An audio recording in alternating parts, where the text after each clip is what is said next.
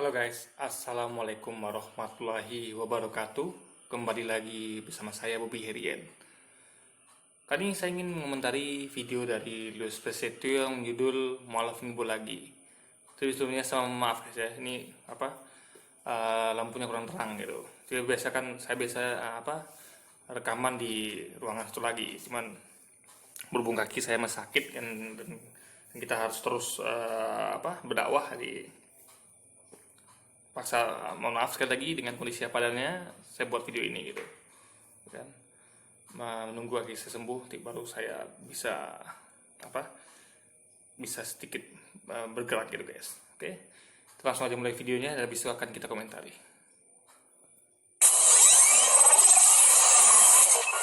Saya menikah, terus setelah itu saya masuk seminari Pak.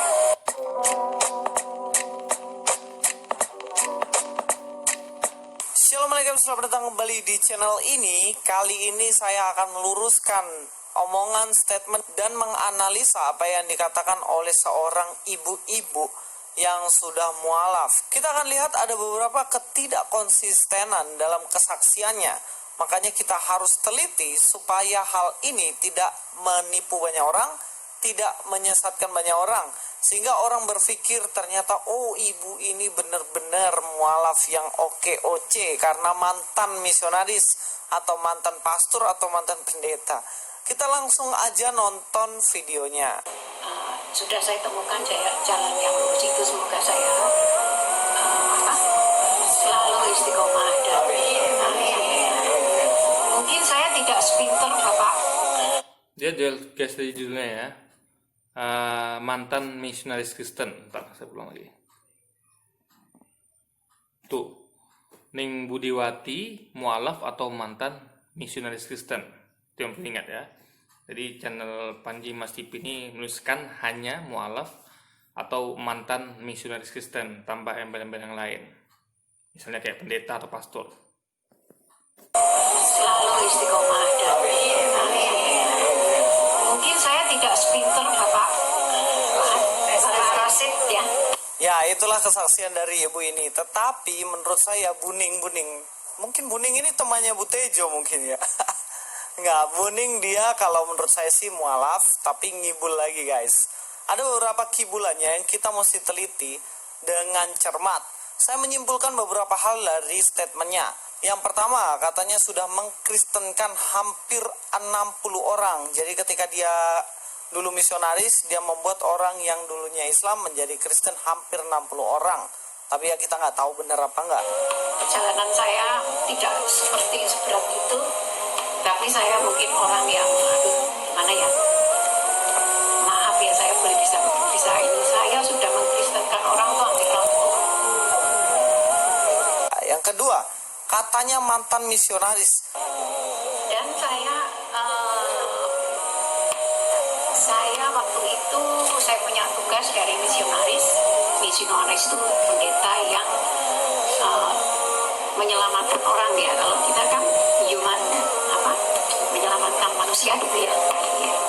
Dan yang kami ambil waktu itu biasa wanita-wanita nakal, wanita-wanita malam, terus orang-orang yang di pinggir kereta api, orang-orang yang di kolong jembatan, orang-orang yang di pinggir kali Ciliwung.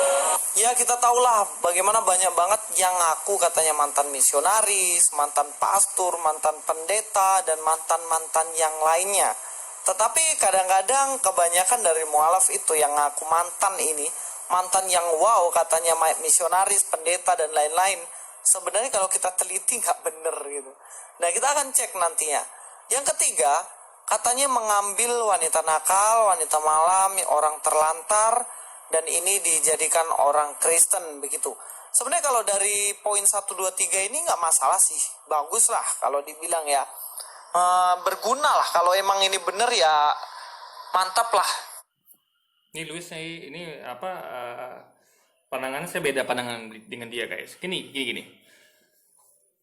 Pertanyaannya adalah kenapa menyasar wanita nakal, wanita malam, orang telantar, ya kan? Berarti kan orang-orang ini adalah orang-orang yang jauh dari agama tentunya gitu kan. Orang-orang yang tentu kalau mereka dijadikan Kristen berarti mereka adalah agama Islam sebelumnya gitu, atau agama lain juga bisa. Tapi kayaknya kemungkinan besar Islam, karena Indonesia kan mayoritas Muslim. Banyak sekali di Indonesia ini umat Muslim itu yang telantar, jadi wanita nakal, wanita malam gitu kan. Nah, jadi target-target seperti ini itu adalah suatu hal yang buruk guys ya. Mencoba untuk memurtadkan orang-orang yang dalam kondisi yang tidak stabil, kondisi iman yang goyang. Karena ketika mereka jauh dari agama, mereka akan lebih mudah untuk disesatkan gitu. Ini sangat buruk sekali. Jadi kalau dikatakan nulis mantap, menurut saya tidak mantap. Ini sangat bejat gitu menurut saya ya. Karena apa guys ya, gini. Saya ingat dengan beberapa kisah ya, kisah para murtadin gitu ya. Contoh yang mana saya pernah bahas tentang kisah tentang Salva Pinasunan ya, di mana dia waktu itu ya saya agak lupa nih. Waktu itu dia sepertinya dia sepertinya waktu itu kecewa dengan suami barunya gitu kan. Sehingga dia waktu itu diceraikan gitu kan. Nah, ini kan kondisinya lagi gamang. Lalu dia berkenalan dengan masuk ke lingkungan dari orang Kristiani, sehingga dia kan posisi label gitu, tentu dia akan gampang untuk dimurtadkan gitu. Dan juga banyak kisah lainnya. Contoh juga pernah saya bahas di sini di video ini, di beberapa waktu lalu video saya itu bahas tentang kristenisasi kepada tukang parkir. Bahkan mereka juga menyasar dan menangkap basah ya oleh warga sendiri. Mereka menginjil kepada anak sekolah gitu guys, anak di bawah umur gitu ya kan, bahkan pada ibu-ibu yang jualan sayur gitu kan. Dan banyak sekali orang-orang kecil yang mereka injili gitu kan. Kita nggak boleh ya, kita nggak boleh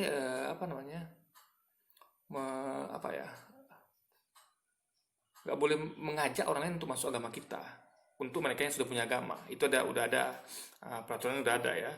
Tapi menurut saya sih sebenarnya nggak masalah mengajak orang itu, tapi jangan dengan cara yang licik gitu guys ya, memanfaatkan orang-orang yang dalam keadaan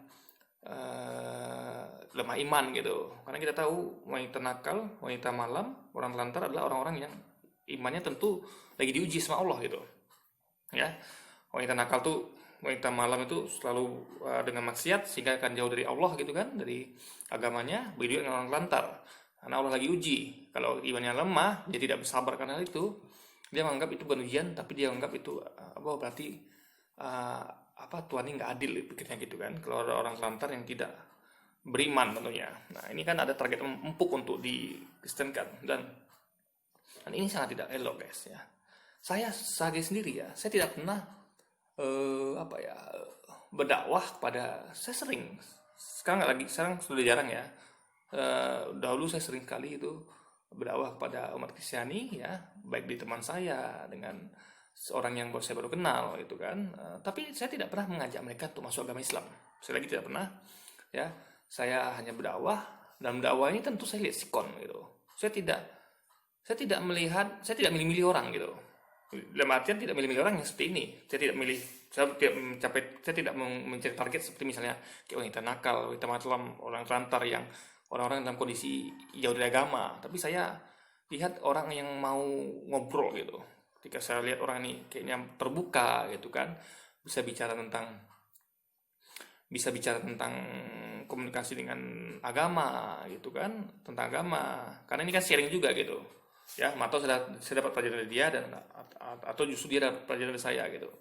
Nah, kalau saya lihat bisa, saya akan dakwahkan. Dan itu seringkali kalau tidak cocok jadi perdebatan, dan itu nggak masalah selama tidak berujung pada konfrontasi fisik. Debat itu biasa, karena debat itu adalah tukar pikiran. Itu cerdas itu. Jadi ketika orang yang saya dakwah itu mendebat saya, itu berarti orang itu merasa punya ilmu, dan tentu mereka ini bukan dalam kondisi yang lemah iman gitu ya kan. Karena mereka mempertahankan argumentasinya. Karena seperti saya bahas sebelumnya ya, iman itu ada dua, iman buta dan iman yang benar. Minimal mereka punya iman buta gitu, karena mereka mendebat saya dengan keyakinan mereka yang tentu kalau saya pernah bahas lah pokoknya tentang iman buta dan iman yang benar gitu. Nah, jadi ini menurut saya nggak elok gitu. Dan kita perlu ingat ya, bahkan mereka berdakwah misionaris ini ya, saking luar biasanya ya. Ini perlu pelajaran bagi kita kaum muslimin ya, dan itu sudah dicontohkan oleh Ustaz Abdul Somad. Jadi kita memang harus berdakwah kayak mereka ini guys. Mereka tuh luar biasa, itu harus kita akui kekalahan kita di situ gitu. Mereka menyasar target yang apa ya, orang-orang yang sedang lemah imannya, jauh dari agama gitu, dan orang-orang susah gitu, sehingga itu kan gampang ditarik. Saya tidak mau kita mengambil contoh seperti itu, tapi di sisi lain contoh kayak mereka tuh mau masuk pedalaman, banyak ditemukan ya di pedalaman Indonesia maupun dunia, wilayah pedalaman yang hampir tidak sentuh manusia, itu ada misionaris dalamnya, jejak bahwa misionaris pernah ke sana dan menginjil gitu. Nah, ini menurut saya keren sekali gitu. Mereka memang kita sebagai umat muslimin soalnya berjihad seperti itu dan melebihi mereka kalau bisa. Jadi kenapa kita yang kaum muslim ya, apalagi ini negara kita tidak melakukan seperti yang mereka lakukan, berdakwah sampai ke pedalaman gitu. Tapi alhamdulillah sekarang sudah sedikit pelan diperbaiki, dan banyak usaha kita yang sudah masuk ke pedalaman gitu ya, ke suku-suku terdalam, suku-suku terasing gitu, yang tidak sebelumnya itu yang jarang tersentuh oleh peradaban dan manusia gitu kan, yang bahkan sebelumnya itu sudah dimasuki oleh kaum misionaris ini ya kan. Padahal mereka jauh-jauh di Eropa sana, ditemukan di Papua itu. Saya baca kemarin, baru aja saya baca itu di Papua itu ada jejak dari misionaris dari Belanda. Kok bisa gitu kan, mungkin dia masuk pas waktu penjajahan Belanda kemarin gitu. Intinya adalah ya nggak elok kalau kita menginjil kepada orang-orang yang lemah imannya gitu, yang jauh dari agama gitu, apalagi mengajak dia untuk masuk agama kita, karena itu dilarang dalam undang-undang ya, peraturan dilarang ya. Meskipun menurut saya itu masih sah-sah saja ya, mengajak ya, asal tidak memaksa gitu. Tapi sekali lagi itu ada peraturannya gitu, dan saya tidak pernah mengajak orang untuk masuk agama Islam. Saya hanya berdakwah, saya hanya menyampaikan pikiran ya. Saya perlu berdebat lah gitu, jadi tukar pikiran. Jadi kalau dia terbuka dan dia berpikir yang logis apa yang saya sampaikan, tentang apa yang saya sampaikan, dan dia tidak imannya buta, insya Allah dia akan masuk Islam gitu. Tapi kalau dia tidak jujur dengan logikanya, dengan kebenaran, ya tentu akan tetap di agama sebelumnya. Jadi itu bukan masalah saya, itu tugas saya hanya menyampaikan gitu. Tapi saya tidak pernah mengajak seorang pun untuk masuk agama saya gitu guys. Tapi kan kita nggak tahu ini bener apa enggak. Dan hal yang mulai janggal kita akan lihat bagaimana di poin keempat dia ngaku dari Katolik ya. Perhatikan baik-baik, beliau mengaku beliau adalah orang Katolik. Ketika Ustadz Moko Ginta almarhum menanyai beliau mengatakan dari Katolik. Dari gereja apa aktifnya? Saya dari Katolik. Saya TK, SD, SMP, SMA saya Katolik. Ya, terus? Kemudian saya perguruan tinggi. Yang kelima TK, SD, SMP, SMA Katolik. Yang keenam masuk perguruan tinggi, kemudian menikah, lalu masuk seminari. Dari gereja apa aktifnya? Saya dari Katolik. Saya TK, SD, SMP, SMA saya Katolik. Ya, terus? Kemudian saya perguruan tinggi, saya menikah. Terus setelah itu saya masuk seminari, Pak. Kalau teman-teman tahu ini sudah mulai aneh. Sudah menikah kok masuk seminari. Nanti kita akan cek lebih Tantar gini, dia mengatakan dari TK, SD, SMP, SMA itu Katolik ya. Ingat, statementnya hanya sampai SMA Katolik. Perguruan tinggi dia tidak menyebut itu Katolik gitu kan, bukan, dia tidak menyebut perguruan tinggi Katolik. Jadi kita nggak tahu apakah dia masih tetap Katolik setelah selepas SMA atau dia sudah pindah ke Protestan. Itu kita nggak tahu, atau tak pindah ke yang lain gitu. dalam lagi bagian ini dan poin ini guys. Nah kemudian selain di seminari dia STT teologi di Oksi katanya. Nggak tahu Oksi ini apa, mungkin air oksi ya, air oksigen gitu. Lanjut ya. Kemudian jadi pendeta penginjil. Ini bukan Roxy guys, coba dengar baik-baik ya. Saya dengannya Roxy loh malah. Kita ulang lagi ya. Nih, saya dengannya Roxy loh, coba Anda dengar baik-baik ya. Ini Luis nih telinganya agak sedikit perlu dikorek nih guys.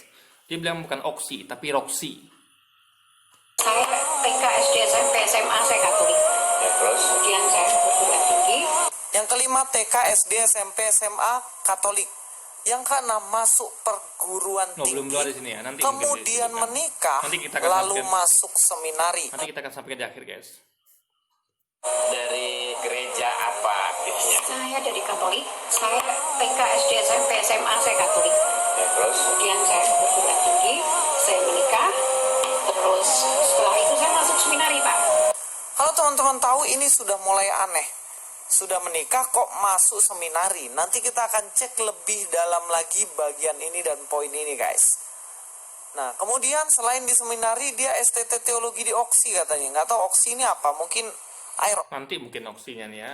Nanti detail juga diputar lagi yang video ini. Nanti kita akan dengar baik. Ini oksi apa roksi gitu. Karena yang dengar tuh roksi guys ya. Roksi itu kalau udah tahu ya, Roksi itu daerah di Jakarta gitu. Roksi apa semacam ya daerah lah. Anda tahu lah Roksi ya, orang Jakarta pasti tahu itu. Oksi ya, air oksigen gitu. Lanjut ya. Kemudian jadi pendeta penginjil. Dan yang paling lucu adalah nggak perlu dibahas secara detail. Ya nggak tahu kenapa alasannya. Saya kuliah di seminari, selesai STT, teologi dan teologi. Roksi. Selesai ya. Roksi loh. Coba dengar baik lagi ya, Roksi. Nih. Nah, dengar baik. Roksi loh guys. Adalah nggak perlu dibahas secara detail. Ya nggak tahu kenapa alasannya. Saya kuliah di seminari, selesai STT, teologi dan teologi. Roksi. Selesai ya. Roksi guys. Jadilah pendeta penginjil, jadilah. Roksi, bukan oksi. Ini Luis ini perlu dikorek dengan ini. Ya, seperti itulah pekerjaannya berat-berat seperti itu. Dan, ya, nggak perlu dibahas terlalu detail. Ya. Sekarang saya sudah menemukan jalan yang lurus. Saya Kalau STT teologi ya, so saya STT itu kan strategi teologi ini kan yang Luis masuki ya. Jadi kayaknya sepertinya ini kesimpulan saya ya. Beliau ini kayaknya berpindah ke Protestan karena STT gitu kan, sekolah tinggi teologi. Ya tapi nggak tahu juga saya guys. Intinya adalah tadi kan disebutkan perguruan tinggi mana ya gitu kan. Ini cuma sebutkan TK, SD, SMA Katolik, tapi tidak sampai perguruan tinggi gitu. bahagia sekali. Ya, semoga saya bisa menjadi penerang bagi teman-teman yang di luar sana, bagi saudara-saudara kita yang kasihan, yang sedih menunggu bapak-bapak kalau kita lihat nasib mereka di sana.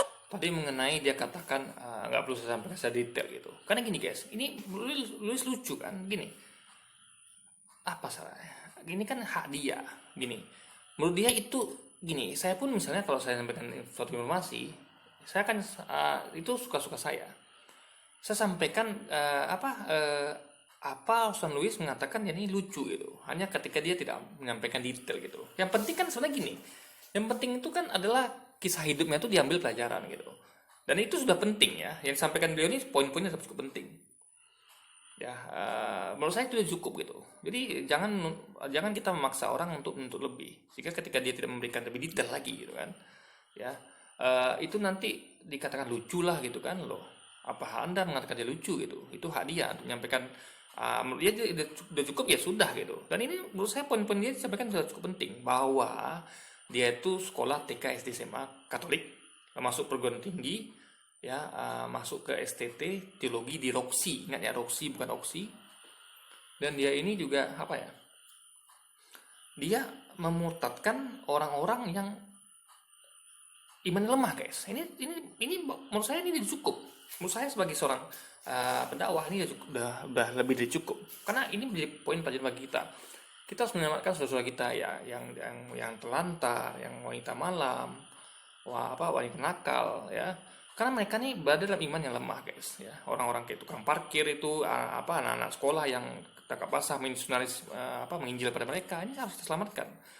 Jangan sampai karena ketidaktahuan mereka, tidak punyanya mereka ilmu, sehingga mereka itu akan gampang untuk dimurtadkan. Ini pelajaran bagi kita agar lebih peduli pada saudara kita yang kekurangan. Jangan sampai kita yang jangan sampai mereka membantu gitu. Karena mereka tentu membantu ini yang kita takutkan ada pamrihnya gitu kan. mereka menolongnya ada pamrihnya, dan banyak itu kasus terjadi seperti itu. Mereka menolong itu ada pamrihnya. Contoh seperti ini, kan mereka menarikkan anak-anak, kenapa orang telantar ditarikkan gitu? Karena mereka tentu memberikan sembako nanti dan segala macam, dan itu kita banyak temukan, ya. Mereka memberikan bantuan gitu kan. Nah, itu bantuan itu baik gitu. Tapi yang kita luas padai dan kita kritik itu adalah bantuan itu digunakan untuk untuk memutarkan orang. Itu yang kita sesali gitu. Jadi ini nggak terus lagi gitu guys ya. Kalau kita bantu orang ya bantu aja gitu, jangan sampai ada niat kayak dia katakan ini kan menyasar orang-orang telantar gitu kan. Juga ada bantu menyasar tukang parkir dan segala macam. Ini kan nggak baik gitu guys. Yang aduh sedih banget gitu. Ya mungkin sekian dan terima kasih. Jadi dari beberapa hal ini ada kejanggalan-kejanggalan yang kita mesti teliti guys, supaya kita tahu sebenarnya dia mantan misionaris atau ngaku-ngaku sebagai mantan misionaris. Yang pertama yang paling aneh adalah beliau mengatakan bahwa dirinya menikah tapi kok masuk seminari. Saya menikah, terus setelah itu saya masuk seminari Pak. Ini pastinya semua orang akan bertanya-tanya, terutama saudara kita Katolik, tahu betul bahwa orang yang sudah menikah nggak mungkin dia masuk seminari. Seminari berasal dari kata seminarium, dari bahasa Latin yang terbentuk dari kata dasar semen, artinya benih. Maka seminari berarti tempat penyemaian benih. Tempat untuk apa ini seminari? Tempat untuk mempersiapkan seorang pastor kalau di dalam Katolik, atau tempat untuk mempersiapkan pendeta kalau di dalam Kristen. Tapi berhubung beliau adalah Katolik, jadi tidak mungkin ketika masuk. Ini San Luis adalah menyebutkan ini Katolik. Kan dia tidak mengatakan dia tuh ketika perguruan tinggi seterusnya itu dia Katolik. Dia cuma bilang saya TK, SD, SMP, SMA Katolik gitu. Jadi statementnya cuma seperti itu guys. Dan jadi juga di bawah itu dibikin ya judul itu misionaris mantan misionaris gitu. Ya kan, jadi tidak disebutkan situ dia tuh adalah pendeta atau pastor gitu kan. Jadi sekali lagi Luis ini menyimpulkan sesuatu yang tidak ada dalam statement gitu guys. Ini San Luis yang terbesar gitu. Dia tuh berhalusinasi dan menyimpulkan sesuatu yang tidak bisa disimpulkan seperti itu gitu. Kecuali dia katakan gini, saya SD, SMP, SMA, perguruan tinggi, STT Katolik. Oke, itu komplit keterangannya. Tapi dia cuma sampaikan sampai SMA saja Katolik gitu. Seminari, beliau sudah menikah. Paham ya? Kalau masuk ke teologi yang artinya dari Kristen Protestan, maka boleh aja dia sudah menikah masuk. Teman-teman saya satu kelas waktu saya kuliah juga ada beberapa orang yang sudah menikah. Dan itu nggak apa-apa. Tapi persoalannya ibu ini bilang bahwa dirinya adalah Katolik. Kalau Katolik tidak mungkin sama sekali beliau masuk ke seminari. Sebab yang masuk seminari haruslah orang yang masih lajang, mereka yang belum menikah, dan memang rencana untuk selibat tidak mau menikah. Itulah kenapa saya mengatakan dalam Katolik, orang yang sudah menikah tidak bisa masuk ke seminari. Memang ada beberapa kasus tertentu yang mana istrinya udah meninggal, lalu dia terpanggil untuk jadi Nah, itu kan ada kasus tertentu gitu kan. Bahwa ini bukan nggak mungkin. Kalau kasus tertentu ada mungkin jadinya. Di sini aja Luis nggak konsisten. Katanya nggak mungkin, tapi ditemukan ada kasus yang mungkin gitu. Ini sebenarnya yang nggak konsisten ibu itu atau Luis. Saya tidak menemukan ibu tidak konsisten. Yang tidak konsisten adalah faktanya Luis. Orang pastor, dia masuk ke seminari untuk dibina menjadi seorang pastor. Tetapi tidak bisa jika pasangannya masih hidup untuk masuk. Jadi bisa jadi ibu ini ketika itu tuh dia pasangan meninggal gitu, atau mungkin cerai gitu kan. Nah, jadi kita nggak tahu apa yang terjadi gitu, harus dikonfirmasi ulang. Jadi kalau saya sih nggak berani menyimpulkan seperti Luis gitu ya. Dengan penggalan statement sepotong-sepotong ya. Ini kan perlu tabayun gitu. Kita perlu datang ibu itu dan kita perlu tanya, ibu ini suaminya kalau benar dia Katolik ya. Ingat sekali lagi dia tidak mengatakan Katolik ketika dia perguruan tinggi dan STT ya. Dia cuma sampai SMA kata dia. Itu yang pertama. Yang kedua kita harus tahu betul, tanya tabayun pada ibu itu apakah jadi kasus misalnya suami meninggal atau cerai. Saya nggak ngerti karena kita perlu tabayun. Nah, saya nggak berani menyebutkan seperti Luis ini. Jadi Luis ini tipe orang yang mengambil sepotong-sepotong lalu menyimpulkan. Ini akibatnya jadi rusak, guys. Ini yang pemahaman akidah yang rusak. Hanya mendengar sepotong-sepotong tanpa adanya tabayun lebih lanjut. Nah, saya menghindari hal seperti ini gitu. Makanya saya selalu buat video tentang Louis yang selalu menuduh ini mualaf gadungan, ini apa semua gitu, ya kan? Kalau poin-poinnya itu jelas gitu kan, walaupun seandainya gini, misalnya dia salah ngomong, kan ada orang misalnya salah ngomong sekalipun, nah itu kan itu hal biasa gitu. Yang penting harus dibuktikan, ya kan? Harus diinvestigasi. Kayak mana pernah memang ada, kalau saya nggak salah tuh berita yang investigasi ya waktu itu siapa ya, tim Mualaf Center kan menginvestigasi ada mualaf gadungan, mengakuin itu sampai dia menipu dan menghamili dan ya banyak melecehkan wanita muslim. Nah itu kan dilakukan investigasi lanjut gitu. Mereka sampai berusaha keras untuk itu. Mereka sampai mengejar informasi sampai ke di mana dia ini pernah ada gitu. Nah segitunya itu baru bagus. Jadi kesimpulannya, konklusinya setelah dilakukan investigasi mendalam, bukan seperti Louis yang hanya mendengar sepotong-sepotong gitu guys. Ini sangat sayangkan. Jadi inilah yang nanti timbul fitnah gitu. Ya, hanya mendengar statement orang sepotong-sepotong tanpa pembuktian, ya kan, menyimpulkan sendiri, ya kan. Padahal Louis ini telinga perlu dikorek, tadi katanya Roxy dikatakan Louis oksi, Louis mendengarnya oksi, padahal saya jelas sendiri dan kita pastinya jelas itu mendengar dia ngomong Roxy gitu, bukan oksi. Roxy itu adalah ada satu daerah di Jakarta namanya Roxy kan. Jadi ini yang timbul fitnah itu seperti ini, ya. Makanya Louis kalau mau menuduh nggak mau dikatakan menuduh atau memfitnah, Louis harus adakan investigasi mendalam, ya. Investigasi mendalam, gitu. Kita hanya boleh mengatakan ini salah, tapi nggak boleh menuduh orang guys, kayak mengatakan ini mualaf ngibul apalah gitu kan. Tapi kalau kita beda pendapat silakan gitu. Oke, misalnya saya mengatakan Louis salah itu is okay, karena Louis bisa berdebat tentang itu. Tapi kalau menuduh ya, kalau mengatakan orang lain itu mualaf gadungan atau mualaf ngibul tanpa ada bukti, tanpa investigasi, itu namanya fitnah. Dan fitnah itu lebih kejam daripada pembunuhan. Untuk ke seminari, paham ya sampai sini ya guys. Selanjutnya yang aneh adalah dia Katolik tetapi kok jadi pendeta. Ini jadi pertanyaan. Saya ke perguruan tinggi, saya menikah, terus setelah itu saya masuk seminari Pak. Saya kuliah di seminari, selesai STT, teologi dan Biroksi. selesai ya. Nah, jadilah pendeta, penginjil, jadilah. Tadi beliau mengatakan bahwa dirinya adalah Katolik, tetapi ketika masuk ke seminari dia mengatakan bahwa dirinya menjadi seorang pendeta, menjadi seorang misionaris. Ini aneh guys. Istilah pendeta digunakan untuk sebutan pemimpin agama Kristen Protestan. Dan ini boleh. Ketika dia mengatakan dirinya adalah seorang Katolik, maka seharusnya dia mengatakan bahwa dirinya adalah seorang pastor. Biasanya digunakan untuk imam di lingkungan gereja Katolik Roma. Sementara di negara-negara berbahasa Inggris biasanya di lingkungan gereja Protestan. Tetapi kata ini biasanya dipakai untuk menunjuk kepada pemimpin imam di dalam gereja Katolik. Seharusnya dia bukan bilang pendeta, tetapi dia adalah seorang pastor. Tapi kita jadi bertanya lagi, lah kok bisa? Dia kan perempuan, kok bisa jadi pastor? Nah itulah yang jadi kejanggalan. Kok bisa dia masuk ke seminari sedangkan dia perempuan? Harusnya dia menjadi seorang biarawati, bener kan? Itulah kenapa ada pertanyaan lagi, kok perempuan bisa jadi pastor? Akhirnya jadi tanda tanya guys.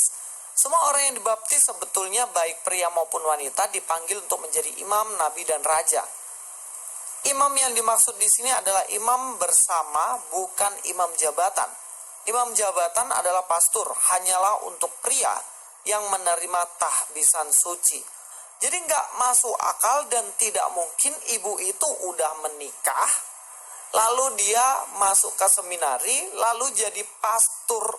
Nah ini jelas nggak benar dan itu jelas salah. Kalau Ya, tapi kan tadi kan saya ulang lagi ya biar paham ya. Kan Louis katakan tadi memang ada kasus lain, misalnya suaminya meninggal gitu. Nah itu harus dikonfirmasi kepada ibu ini, tabayun gitu. Bukan dengan kasus potong seperti itu dan menjudge seperti ini. Juga ibu tuh juga mengatakan dia Katolik selepas SMA. Dia Katolik tuh tadi jelas statementnya, saya TK, SD, SMP, SMA Katolik. Ya, cuma sampai SMA gitu Louis ya. Jadi Louis ini memang kerjaannya guys suka memfitnah guys ya. Karena kenapa saya katakan fitnah sekali lagi gitu? Kenapa saya katakan nuduh gitu? Karena dia tidak melakukan investigasi lebih lanjut. Bahkan tidak melakukan tabayun sama sekali gitu. Ya kan? Ini penting untuk ditabayunkan dan penting untuk diinvestigasi gitu. Karena kalau Anda tidak punya data yang komplit, hanya mendengarkan dari statement orang itu sepotong, itulah namakan fitnah gitu. Ya kan? Itu dinamakan dengan nuduh gitu, guys. Dia mengatakan bahwa dirinya adalah biarawati, mantan biarawati yang jadi misionaris, oke. Tapi dia mengatakan bahwa dirinya adalah seorang pastor, pendeta yang jadi misionaris. Dan ini jelas keliru. Dari beberapa hal ini, maka timbul pertanyaan yang penting. Benarkah beliau sudah mengkristenkan 60 orang lebih? Dan benarkah dia mantan misionaris? Kalau bagi saya, dari ceritanya, itu jelas janggal. Dan tidak benar kalau beliau adalah mantan misionaris yang sudah mengkristenkan hampir. Langsung diambil kesimpulan tidak benar. Dia adalah mantan misionaris yang memurtadkan 60 orang. Jadi Lewis hanya dari sepotong statement aja dia langsung bisa menyimpulkan seperti itu, guys. Ini luar biasa gitu. Kan? Ini jelas sekali. Itulah kenapa Lewis ini gampang sekali tersesat gitu kan. Gampang sekali halusinasi. Ya, karena dia memang kebiasaannya itu hanya memfitnah dan menuduh ya, kan berdasarkan dari cerita potongan sekelumit potongan statement gitu kan, tanpa ada investigasi minimal tabayun. Dan ingat ya, untuk memurtadkan orang yang berada di iman lemah tuh, menurut saya itu bukan suatu hal yang sulit ya. Karena gini guys, orang itu ya akan mudah dalam ilmu psikologis, orang itu akan mudah dipengaruhi ketika dia berada dalam kondisi yang jauh dari agama, jauh dari ibaratnya pegangan hidupnya itu rapuh gitu ya kan. Banyak ya gini saya sampaikan ya, banyak orang-orang yang jauh dari agama, yang boleh menguasai tuh, mereka tuh gampang untuk dimurtadkan. Dan orang-orang telantar, orang susah. Kenapa ya orang susah nih, saya garis bawahi poin orang susah. Banyak orang yang ngerti ya, bahwa Allah tuh mahadil ya. Jadi bukan berarti Anda tuh susah lalu berarti Anda salah Tuhan gitu. Banyak orang yang terperangkap dalam mindset seperti itu. Dia lihat mungkin, orang agama, orang kafir atau non muslim kok senang kaya gitu, saya kok susah gitu. Apakah agama saya salah gitu? Apakah Tuhan saya bertuhan yang salah gitu kan? Nah, banyak orang seperti itu, banyak guys. Mereka nggak ngerti tentang rezeki. Mereka nggak ngerti kalau Allah itu mahadil gitu. Nah, makanya itu sekaligus saya mau sampaikan di sini ya sedikit pelajaran ilmu tentang Allah mahadil ya. Allah maha pemberi rezeki. Dia memberikan rezeki kepada seluruh makhluknya, tidak pandang bulu. Mau dia itu muslim, mau kafir, tidak pandang bulu. Selama dia orang itu mau beristihad, dia akan memberikan rezeki itu. Nah, jadi orang ini banyak nggak sadar. Ketika dia melihat orang-orang kafir misalnya kaya dan dia miskin, dia lupa kalau sesama dia yang muslim pun juga ada yang kaya. Orang kafir pun ya ada juga yang miskin gitu. Nah, dia tidak mungkin tidak sadar akan hal itu gitu. Ya kan? Ada orang muslim yang kaya, ada orang muslim yang miskin, ada orang kafir yang kaya, ada orang kafir yang miskin gitu. Jadi semuanya itu, kecuali kalau misalnya orang kafir itu kaya semuanya, muslim miskin semuanya, is okay. Tapi kan tidak. Jadi Allah tuh mahadil ya. Jadi dunia ini kan hanya hiasan semata ya, tempat bermain gitu.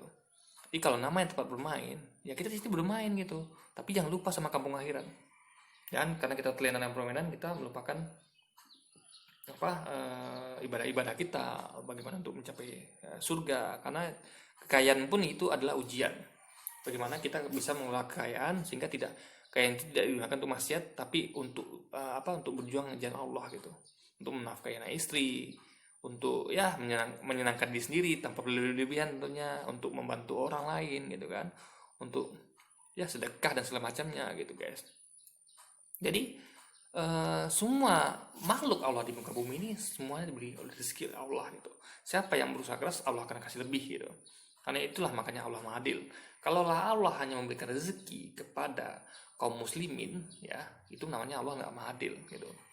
Ya kan? Nah, dan kenapa nanti Allah hukum orang kafir di neraka? Itu bukan berarti Allah nggak mahadil.